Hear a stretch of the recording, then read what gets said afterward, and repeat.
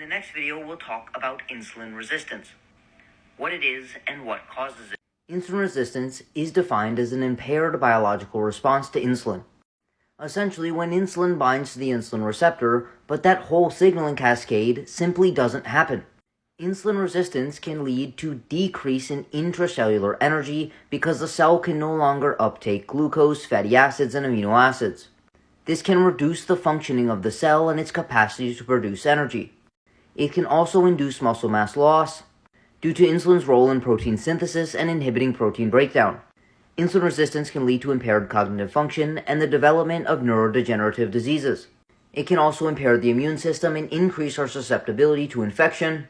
And the elevated glucose in the bloodstream can damage the vasculature and lead to damage to the eyes and essentially every organ within the body, as well as increase our risk of atherosclerosis.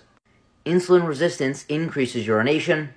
This is due to insulin's important role within the kidneys for the reabsorption of sodium, potassium, and water. It also drastically increases hunger due to insulin's appetite-suppressing effect. With that being said, what causes insulin resistance? The most common explanation that you hear online is something like the following. Second tip is to really minimize the refined carbohydrates. So that's going to be your pastas, breads, added sugars. I put rice and potatoes in that category as well, because what these foods are going to do, they're carbohydrates. They're going to spike your blood sugar. And what happens is every time you're spiking your blood sugar, insulin is released in response to it.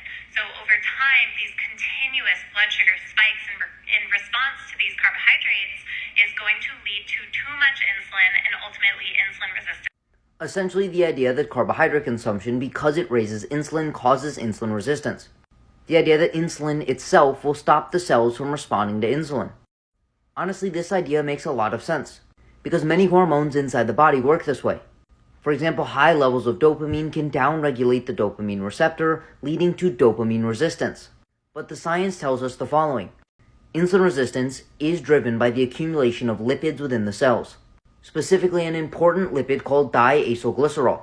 This molecule binds to a protein called PKC, which can directly inhibit insulin signaling from the very first step by phosphorylating and inactivating IRS1, which, if you remember from the first video, is the protein that starts the entire insulin signaling cascade.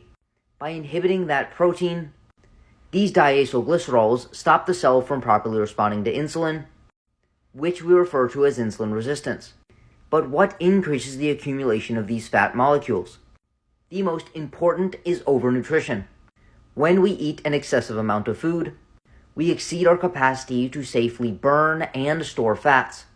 And the fats inside of the cell that cannot be burned or stored can be converted into diacylglycerol and can inhibit insulin signaling. Excess body fat leads to fat cells that become extremely large. This causes the fat cells to begin leaking fatty acids, which can eventually be converted into diacylglycerols.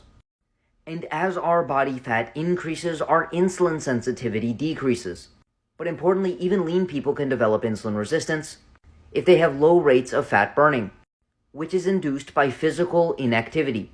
Therefore, even lean people can develop insulin resistance if they are physically inactive.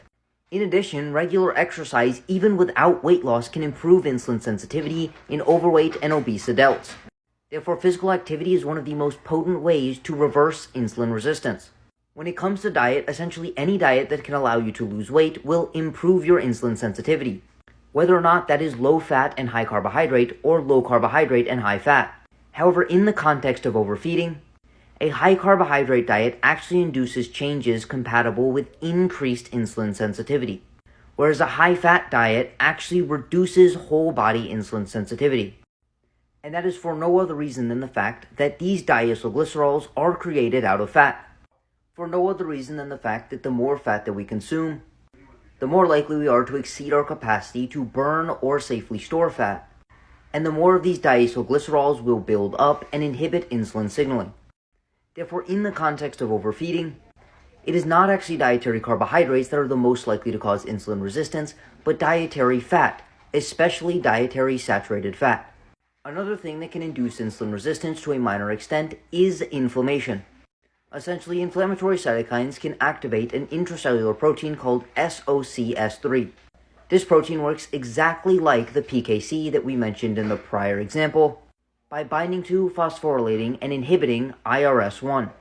This is fascinatingly demonstrated by the fact that a tooth infection can cause insulin resistance, and so can the infection with viruses such as the recent COVID virus. This is an initial thing that can induce insulin resistance in the absence of diet.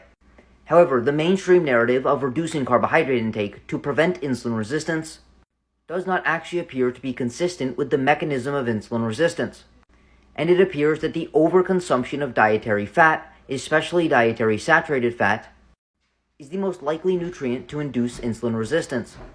Therefore, despite what many people are telling you, the consumption of carbohydrates will not cause you to become insulin resistant. But even more importantly than the distribution of macronutrients within the diet is body weight and activity levels. The higher your body weight and the lower your activity levels, the greater your risk of insulin resistance. Therefore, one of, if not the most important first steps to reversing insulin resistance and other diabetic complications is to begin becoming more physically active and do your best to begin losing a little bit of weight. I know this was in depth, but I hope you found it fascinating. And if you're interested, send me a DM to sign up for coaching.